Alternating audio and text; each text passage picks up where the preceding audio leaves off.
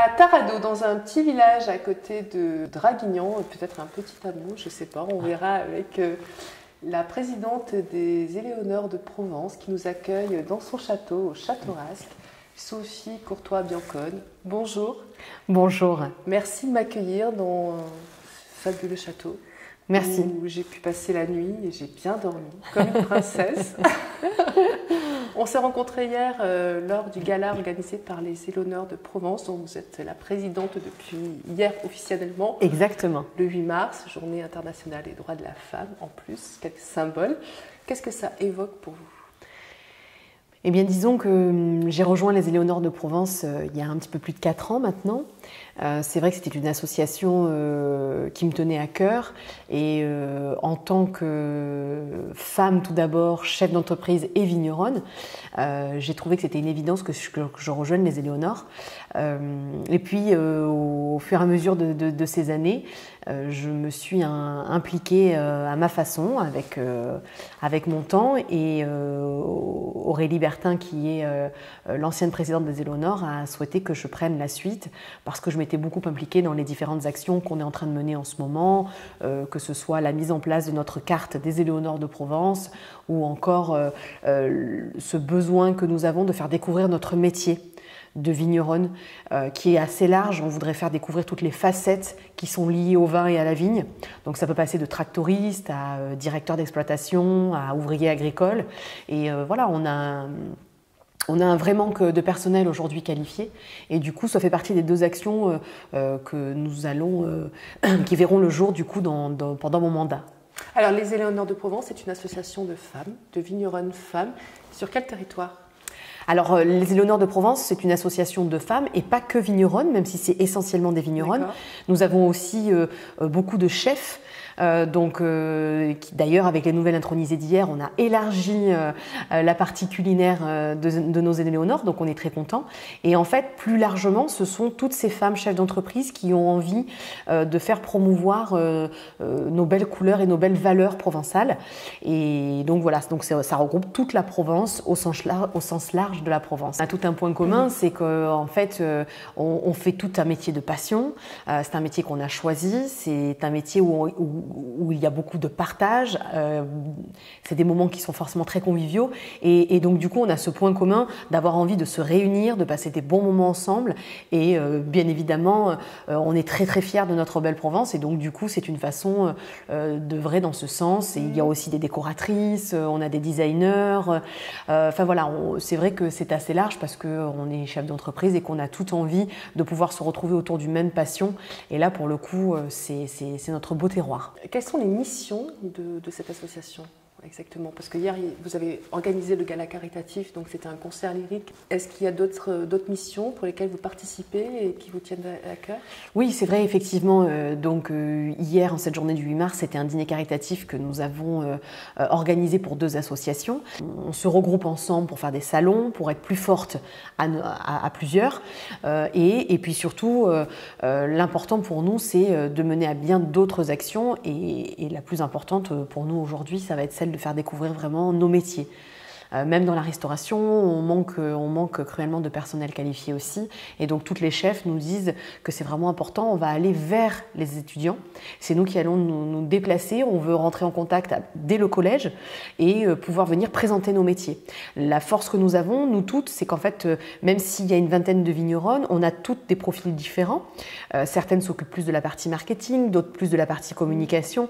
Moi, je suis plus sur le terrain, donc je m'occupe plus de ma vigne et de mes vinifications. Et donc, du coup, le fait que nous ayons plusieurs cordes à nos arcs, on va pouvoir venir présenter toutes les facettes de notre métier et pouvoir vraiment parler, puisque du coup, on est sur le terrain et qu'on pourra vraiment en parler avec toute la passion que nous avons et en espérant pouvoir transmettre cette passion et leur donner envie de choisir ce métier pour plus tard. Vous avez cette proximité, toute en fait, ce que j'ai pu remarquer hier, et ça, vous le dites très bien quand vous parlez de vos, comment on peut dire, de vos consoeurs. Oui, consoeurs, exactement. C'est exactement ça. Pour la plupart, elles sont devenues des amies aujourd'hui, mais c'est vrai qu'au départ, on est consoeurs. Et c'est vrai qu'il n'y a aucune concurrence et c'est notre force. On a envie d'avancer ensemble et on est très proches. Et bon, ça c'est des choses qui ne s'expliquent pas. C'est comme tout dans la vie, c'est des histoires de feeling. Et c'est vrai que l'alchimie après rapidement, il y a une belle alchimie entre nous, on s'entend bien, et je pense que c'est ce qui fait qu'on a envie de continuer d'œuvrer tout ensemble. Alors, vous êtes la propriétaire du château Rasque. C'est une histoire familiale aussi, je crois. Donc, tout à fait. Cette proximité, ces valeurs, effectivement. Valeurs humaines. Effectivement, j'ai grandi. Un petit peu, voilà, comment vous avez reçu le bébé. Oui, avec grand plaisir. En fait, mes parents ont acheté la propriété, c'est-à-dire les bois de Rasque, il y a 35 ans. Et donc, en fait, ils décident. Ma maman, elle est petite fille de vigneron dans le Bordelais. Elle a toujours rêvé d'avoir quelques pieds de vigne. Mon papa est un entrepreneur. Il a démarré en tant que maçon. Mes parents sont partis de rien. Et ils ont eu envie d'acheter une petite campagne pour qu'on puisse se retrouver tous ensemble, les enfants, pour plus tard. Et puis, de là, mes parents ont eu un coup de cœur pour les bois de Rasque. Et à l'époque, les banques qui accompagnaient vraiment les chefs d'entreprise lui a dit 15 hectares de vignes, ça peut être un vignoble vraiment autonome, un gars qui gère tout. Et donc mon père a dit bon, allez, c'est parti, on va partir sur 15 hectares de vignes. Donc entre quelques pieds de vigne pour ma maman et puis 15 hectares pour le bâtisseur qui est mon papa. Donc effectivement, il y a eu un petit grand écart et puis ils ont eu raison parce qu'on a un terroir qui est extraordinaire. Et donc ils ont planté des cépages typiques de la Provence. Ils se sont beaucoup plu ici et la notoriété de Rasque s'est faite rapidement grâce à la qualité de nos blancs et à la qualité de nos rouges d'abord. Donc ce qui nous a permis de nous démarquer pour un Provence qui est normalement très recentré sur la partie rosée. Et puis voilà, moi j'ai grandi ici, j'ai des souvenirs bien évidemment d'enfants, de vacances. Et par contre, voilà, on est 5 frères et sœurs et je suis avec mon petit frère, nous étions vraiment les deux plus amoureux de la campagne. Quand je faisais mes études, je dormais ici, j'ai fait toutes les vendanges à partir du moment où j'étais en âge de le faire. Et donc naturellement, j'ai eu envie de faire un BTS Vitiono parce que j'étais curieuse et que j'ai eu envie de comprendre ce qui se passait sans avoir encore l'intention de prendre la relève. Et puis j'ai des parents extraordinaires qui, de peur de nous imposer une suite un petit peu lourde, ils nous ont très peu initiés parce qu'ils voulaient surtout que si on souhaitait venir prendre la relève, ce soit un vrai choix et que ce soit fait vraiment par passion et pas par obligation. Et donc du coup, il y a 13 ans, après avoir fait beaucoup de choses dans ma vie, des choses assez différentes et assez atypiques, j'ai dit à mes parents, je sais que c'est à Rasque que je veux être. Et donc j'ai démarré petit à petit. Et puis le relais s'est fait naturellement. On ne se rappelle pas exactement avec mon père quand est-ce que la passation officielle s'est faite, mais on sait qu'on a créé notre dernière cuvée ensemble en 2006, qui est la cuvée Héritage. Donc, qui a tout un symbole pour nous. Et c'est vrai que voilà, c'est la dernière cuvée qu'on a créée ensemble tous les deux. Et ensuite, j'ai pris la relève et j'ai la chance d'avoir mon jeune frère Enzo qui me rejoint depuis l'été dernier et qui vient m'épauler donc plus sur la partie travaux, la partie gestion, qui va me permettre de me libérer du temps moi pour la partie vigne et la partie vin, qui est ce que je préfère. Quelle est la particularité du terroir ici ? On a un sol argilo-calcaire qui est très caillouteux et en fait, au début, quand les gens viennent, ça leur fait toujours peur de voir toutes ces pierres dans les vignes. La vigne est une plante, c'est une liane et elle a besoin, c'est une plante qui on ne dit pas qu'elle a besoin de souffrir, mais en tout cas, elle a besoin de se prouver plein de choses. Donc, il ne faut pas qu'elle soit dans un sol trop facile. Et du coup, elle y a trouvé vraiment son intérêt ici. On a un sol qui est hyper drainant. Donc, ça nous permet aujourd'hui de travailler en bio, même si nous ne sommes pas bio. On travaille uniquement en bio parce qu'on a la force de pouvoir rentrer rapidement derrière sur nos terres et traiter, puisque du coup, la pierre nous le permet. On a un ensoleillement qui est extraordinaire et donc voilà, tout mélangé fait qu'on a un très très beau terroir et ça s'explique pas. La qualité du raisin, c'est quelque chose qu'on ne peut pas, on l'a ou on ne l'a pas. On n'est pas des magiciens. Sans cette matière première extraordinaire, on ne pourra pas faire des grands vins. Il y a le domaine viticole et puis il y a aussi la partie chambre d'hôte où j'ai dormi fabuleusement bien cette nuit. Et j'ai remarqué que sur les petites portes, il y avait des petits adjectifs féminins, romantiques, charnels, passionnés, modernes. Est-ce que c'est ce qui vous reflète ? Alors en fait, je me suis posé la question de justement quelle petite touche en décoration j'allais pouvoir apporter à mes chambres, puisque j'ai eu la chance d'avoir ma maman qui s'est occupée de toute la décoration du Château Rasque. Et quand on a construit les chambres en 2012, j'ai vraiment tenu à ce que je m'y implique personnellement avec les conseils de ma maman, puisque c'est une femme qui a un goût extraordinaire pour la déco. Et du coup, elle était en accord avec mes choix et je voulais trouver... Au début, je me suis dit, je ne vais pas partir sur les cépages, beaucoup de monde font ça.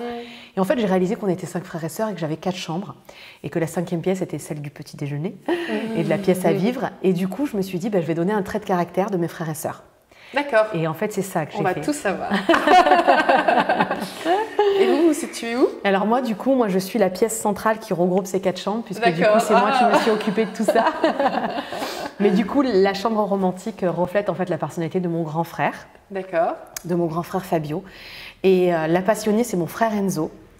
Et donc en fait, c'est tout au féminin parce que c'est par rapport aux chambres. Bien sûr. La romantique, la moderne élégante, c'est ma grande sœur, qui est une superbe femme aussi chef d'entreprise et qui fait un boulot extraordinaire. Et c'est vrai qu'elle a ce côté à la fois l'élégance et la modernité. Et puis ma petite sœur, qui a été longtemps notre dernière dans la famille, puisque mon jeune frère est arrivé encore plus tard, beaucoup plus tard. Et du coup, c'est notre charmeuse. C'est notre rouquine, c'est notre Alexandra, la cuvée Alexandra, notre cuvée de rosé. Et donc c'est vrai que voilà, ça lui va à merveille. Et mes frères et sœurs sont assez ravis parce que chaque fois qu'ils viennent dormir, ils choisissent vraiment leur chambre et sont en accord avec les choix que j'ai faits. Et quand on est donc vigneronne, comment on répartit sa vie de femme?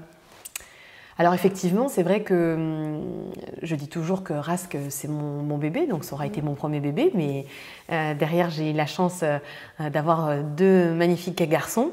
Et effectivement, c'est un équilibre.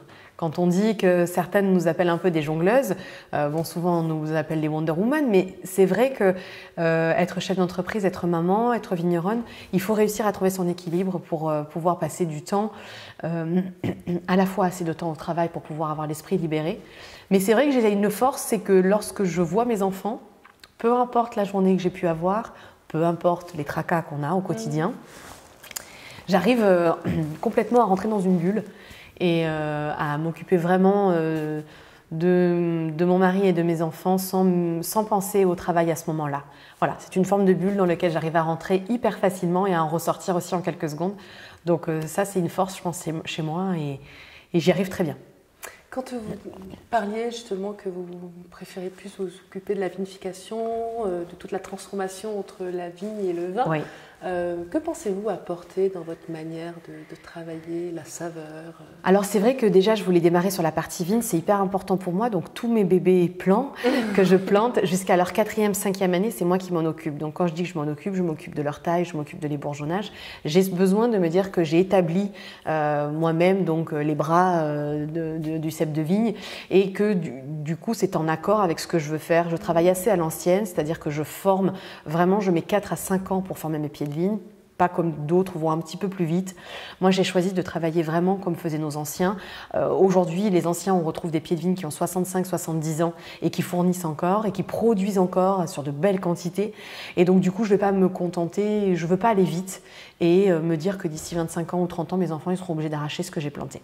Donc déjà ça, j'y attache. Vous pensez déjà à la transmission? J'y pense et j'espère avoir l'intelligence de mes parents de surtout pas leur imposer quoi que ce soit. Ouais. Mais c'est vrai que ce serait une fierté. Vous avez apprécié ça énormément.